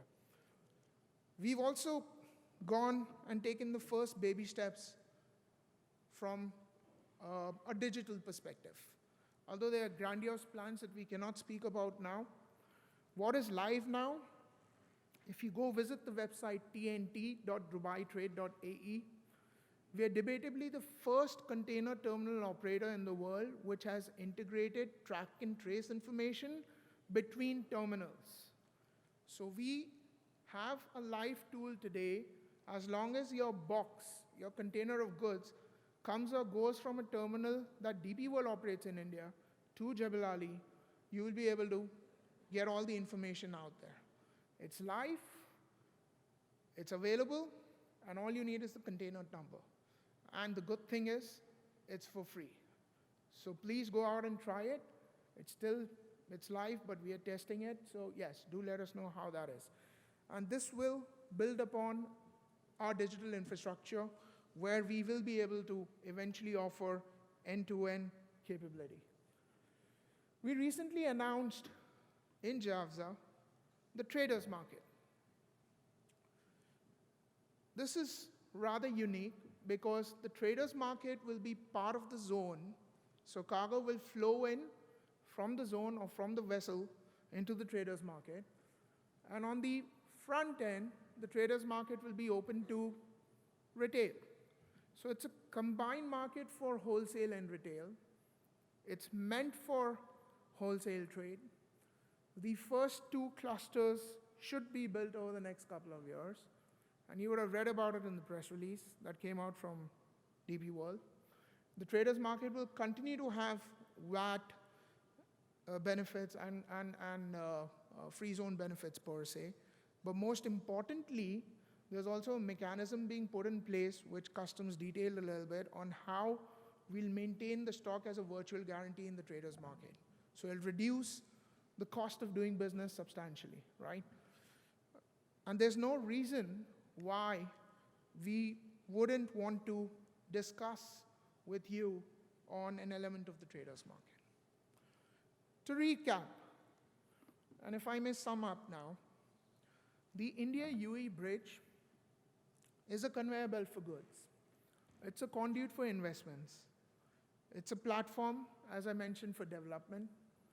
We've got plug-and-play capability. We will cater to any and all type of businesses, and we will also aid industrial growth by offering end-to-end solutions. That's all from me, ladies and gents. Thank you for hearing out. If you may have questions, then please do.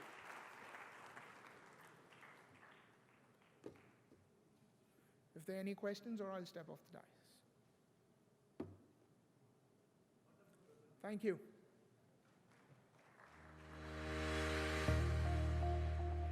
Thank you, Raveen, for the insightful presentation. I would like now to invite on stage Mr. Krishnan Ramachandran, the Vice President of IBPC Dubai, to moderate the industry panel, Visions of Trade.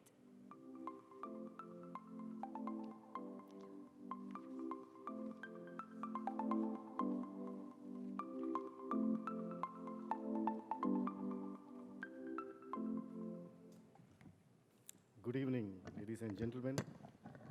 If there is anybody standing between dinner, it's me, not Raveen. We have an interesting panel that is coming up, which is called the Industry Panel Visions of Trade. This represents a plethora of Indian industrialists who are based in the Jafza to share their experiences. May I now call upon the panelists to come to the stage. Mr. Bharat Bhatia, Chief Executive Officer, Conaris Metal Supply Limited.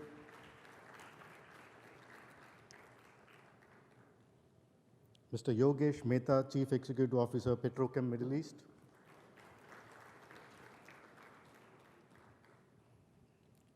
And Mr. Vinesh Bhimani, Managing Director, Kimoha Entrepreneurs.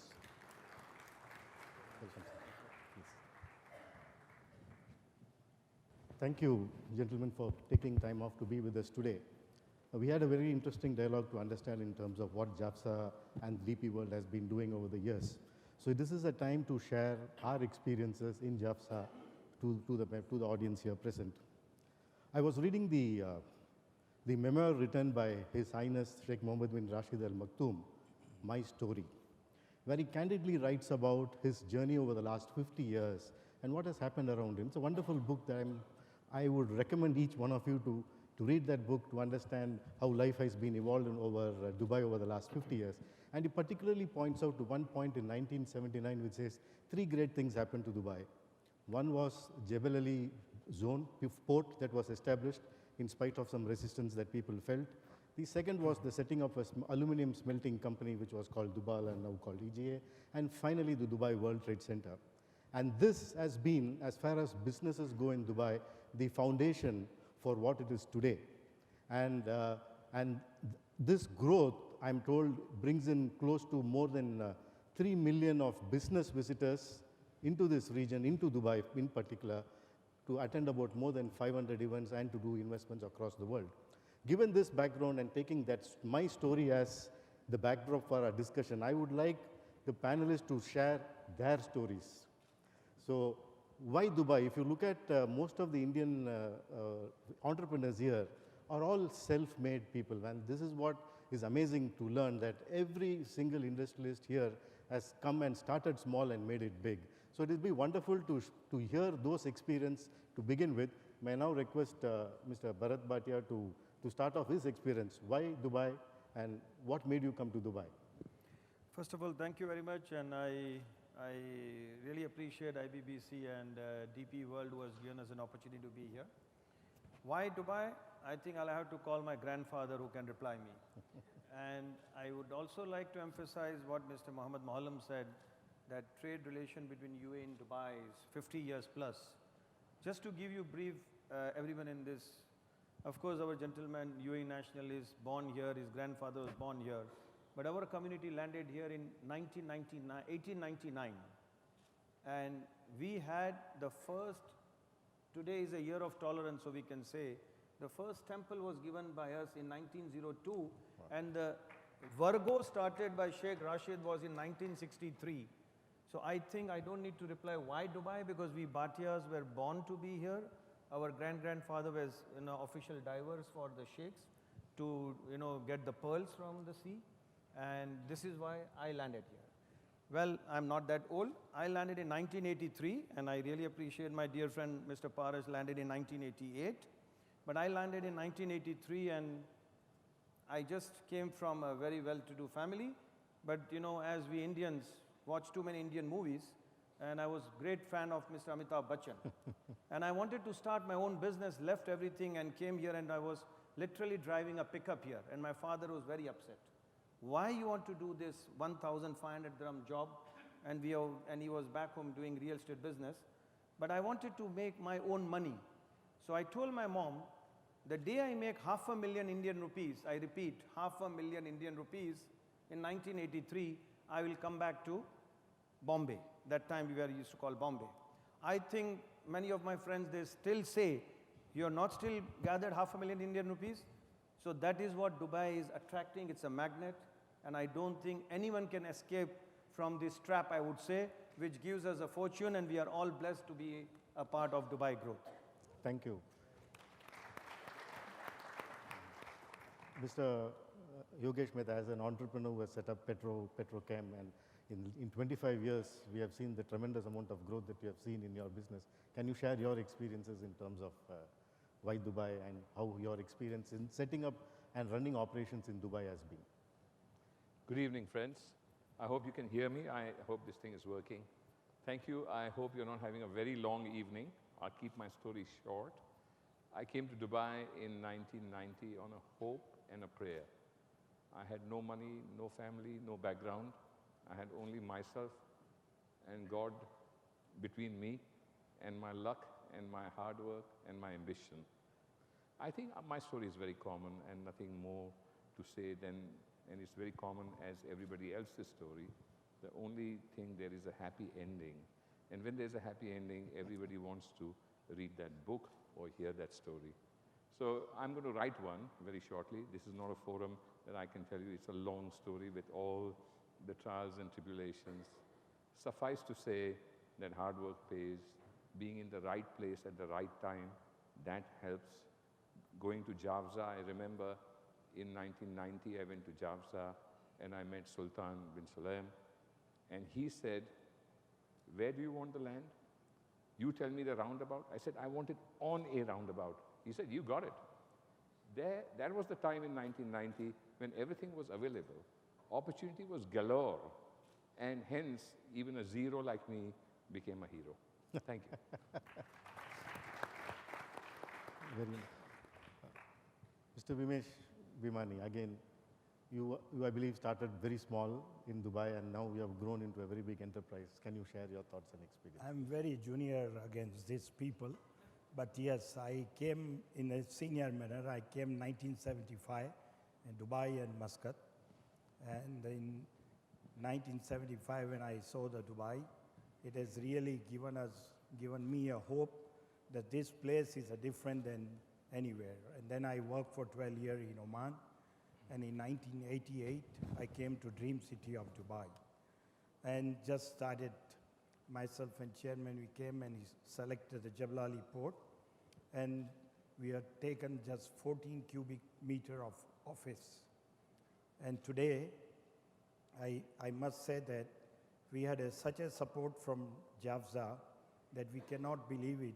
When we established and we started our industries, I was just converter of just paper products, paper roll and telex rolls and fax rolls. And there was a first Javza exhibition in the Trade Center, and we had a small stall, and His Highness passed by that stall and stopped. He saw the product.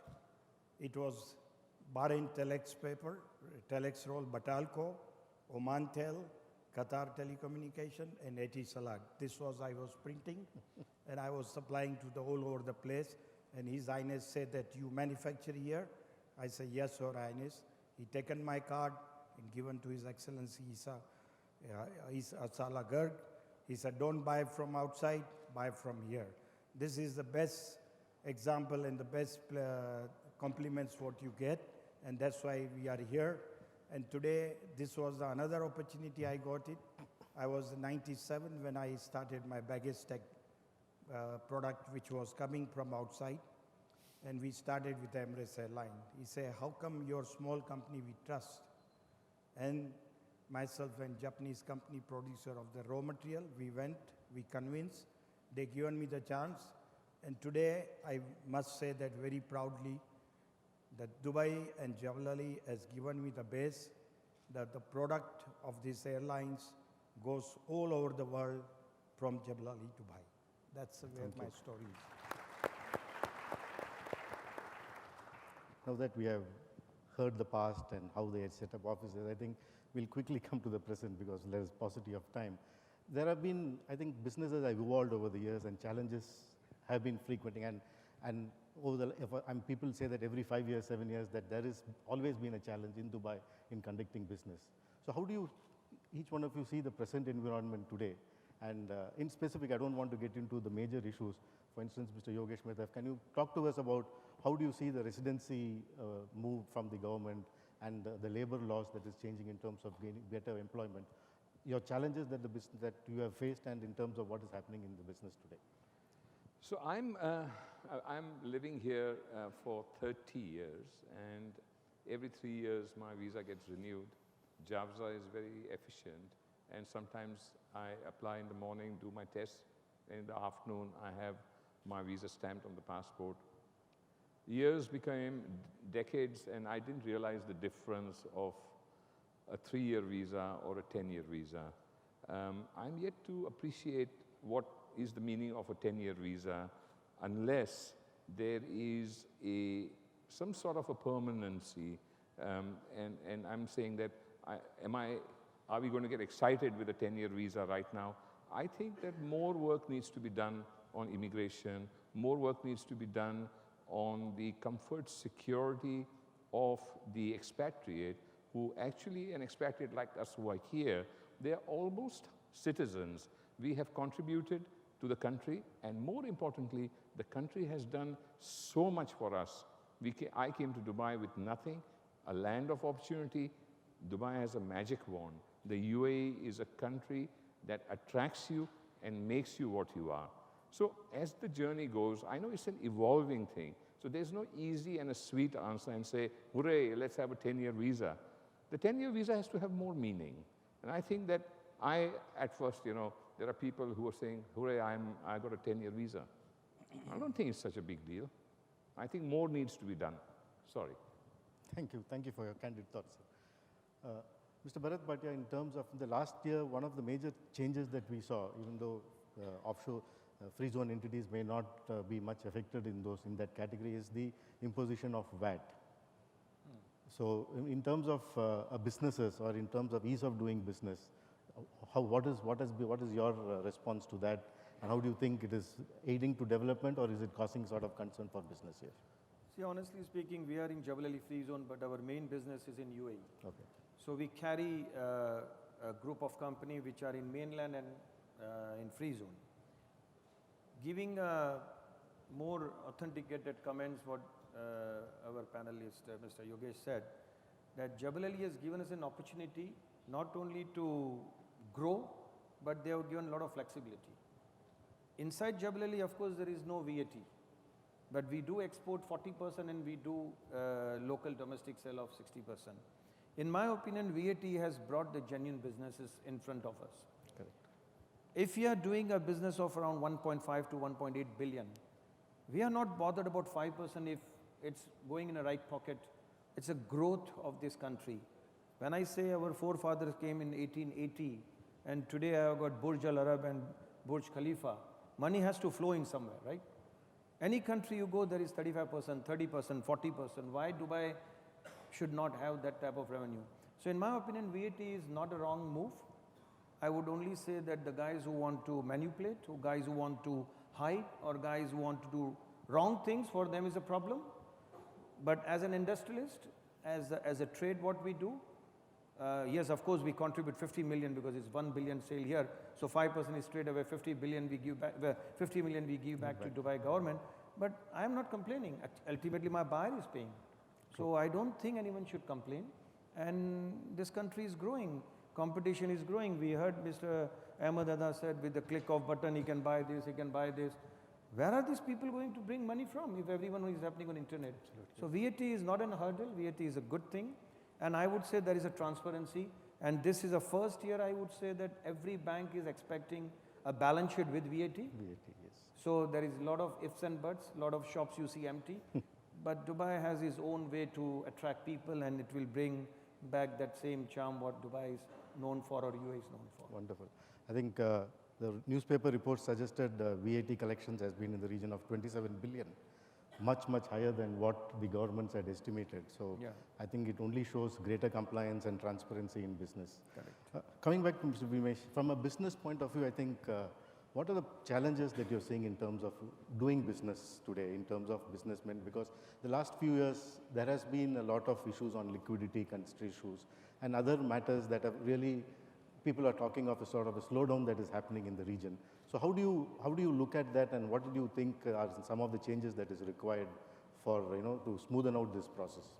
The government is doing a lot of initiative to help to business to stay. But very important, there is the industrial policy which we exchange with Dubai Port and our JABSA partners about there must be an industrial policy which help people to export, because there is a very competitive market. And there are many things like, people say about the power. It's not the power. How it will be helpful if people are putting solar on their top of it, then how they are going to get the help. So there are many policy which we exchange, and very positively Jabalali and Dubai heard about this one, and they are coming out and helping this one. Yes, challenges are there. The atmosphere and the sideline, there are many markets we lost, and there are opportunity are going to be created, and we have 100% confidence in JABSA, in Dubai, and that's why we are here. One thing I like to say that in my 31 years of industries in Dubai, no single day electricity and water has disconnected or never had it. This is the best part what I can say, 31 years. Well, do you mind if sure, please. And any industry has some or the other innovation or new technologies coming. I would like to, since you didn't address question to me, I'm sorry to add. Please. And I would really request Mr. Mohammed Mohallam to please take it, not against JAFSA or DP World. The problem what we are facing in an industry, if you invest $350 million facility in Jebel Ali, after 3 years, some other facility is established in other emirate, and the cost of operation is 30% low. We would like DP World and JAFSA to tell us how we should manage. The challenges are that if it's one country, one discipline, one law, we have no problem. 21 megawatts of power I am running. My electricity bill is 7.8 million on an average per month, whereas my competitor are paying 30% less. We don't have gas. Those are the challenges. SMEs, small backyard industry, this is not going to make much difference, but for us 21 megawatts of power is a challenge. But to add, when I needed 21 megawatts of power as an Indian expert sitting in Jebel Ali, I would have gone bankrupt in 2009. It was only Jebel Ali who helped me to introduce to His Highness Sheikh Ahmed.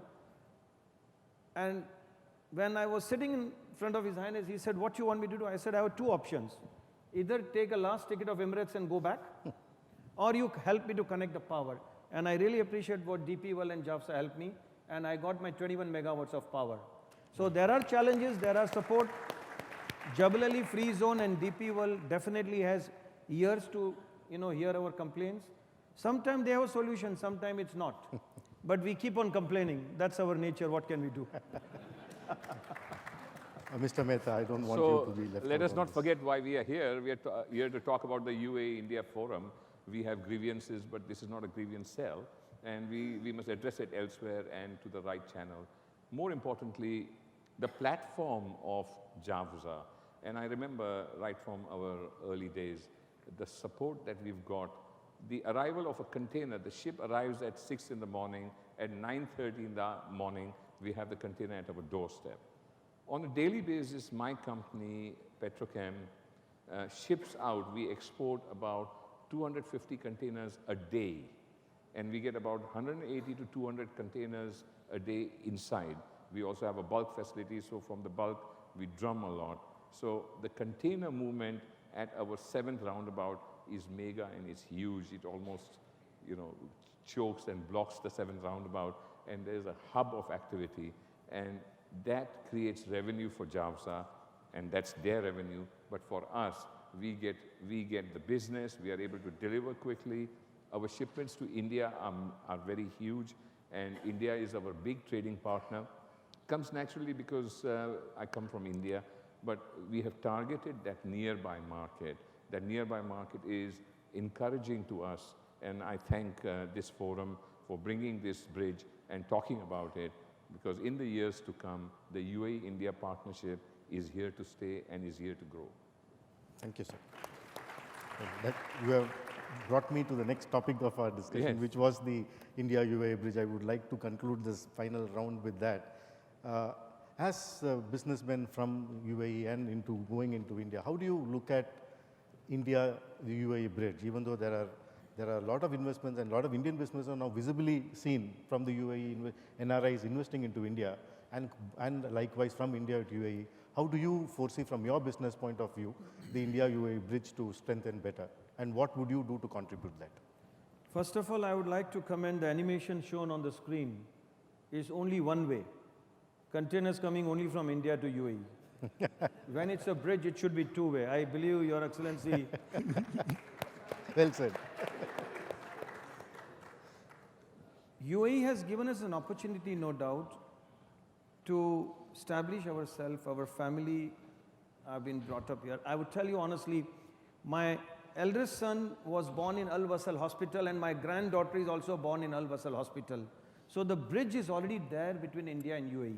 As far as the trade flow is concerned, in my opinion, there should be bilateral talks to be done between two nations. UAE is very small compared to India, but because, as Mr. Yogesh said, that it's very nearby country, for steel per se, we don't see any advantage to export in India because there are tariffs.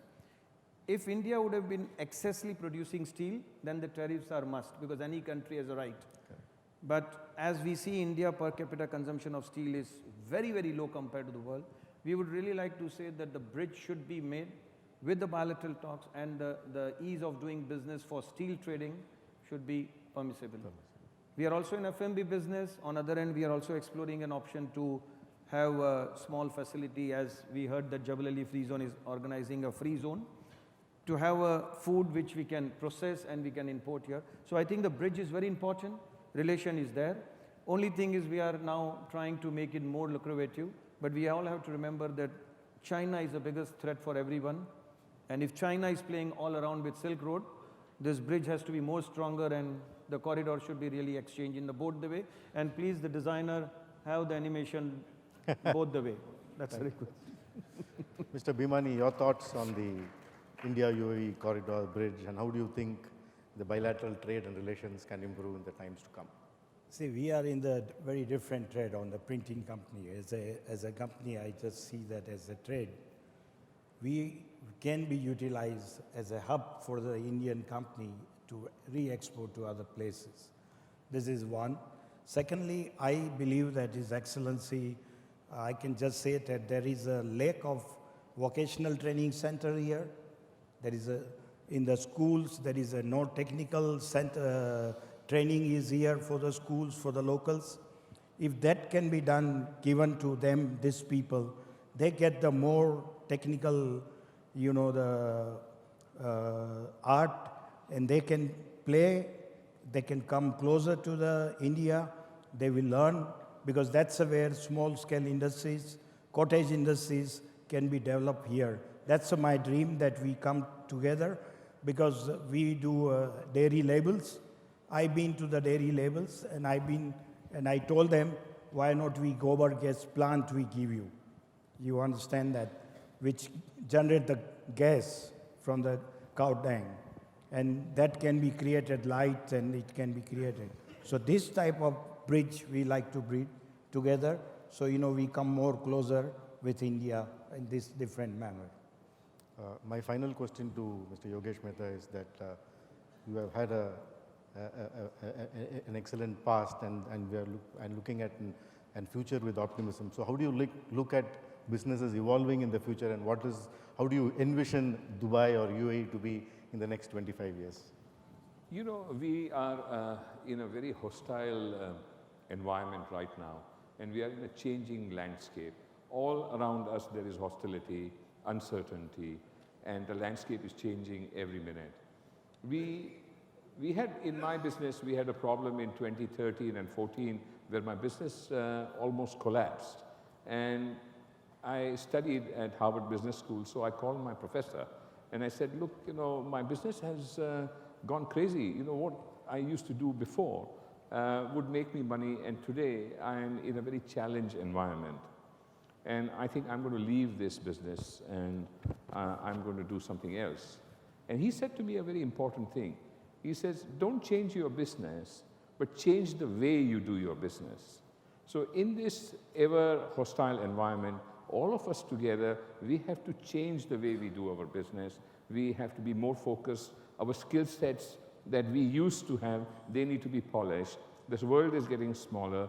There's innovation, there's artificial intelligence. And I think that the competition that we are going to face 5 years from now is not even born yet. So how are we going to deal with it? So we are in a very challenged environment right now. Thank you, gentlemen, and we will now, time permitting, open up for 1 or 2 questions, depending. Can we? Yes, please. Request you to kindly keep your questions brief so that, yeah. No time. Well, I think everyone is hungry. Anyone has a question, we can meet one-to-one. Yeah, I think, if thank it's you okay. very much, Mr. Bharat. Excuse me, can I have a question here, please? Yeah. Actually, this is a comment from a UAE national to Mr. Chemical. Mr. Mehta, this is me. Sir, you said, so what I have a 10-year visa? So what? Say again, I can't hear you. You said in your comments, you were not happy to have a 10-year visa. My company, Al Nasser Engineering, we encouraged our partner, Mr. Koshi Katwani, to be the first to take the 10-year visa. Sir, you all come from India. You are rich, educated, and you came to a Badu-orientated country. You started in 1899, you said, and with open hand, we came to you. You never reciprocated this to us. Okay, we can go. I can't hear you at all. I don't know what you're saying. I'm so sorry. So I think we can discuss this point offline. That's actually personal, so let him. I think I've been indicated that we are closing. Sir, we can discuss this offline, please.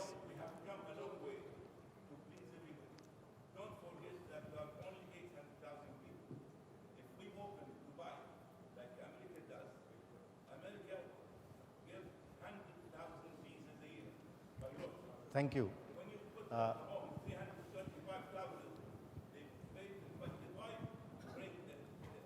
Yeah, may I? Sir, I think we can. The voice is have not this coming offline. here, We are so not audible. May I take this opportunity to thank the esteemed panel members, Mr. Bharat Bhatia, Mr. Yogesh Mehta, and Vimesh Biyani for sharing your thoughts in a wonderful manner. Thank you. Thank you. And it was a pleasure hosting you. Thank you, sir. Thank you very much. Thank you very much. Thank you, gentlemen, for the informative discussion. Thank you. To conclude this ambitious and informative evening, I would like... Yeah. Sorry? Yeah. Oh, Fourth. Oh, no. The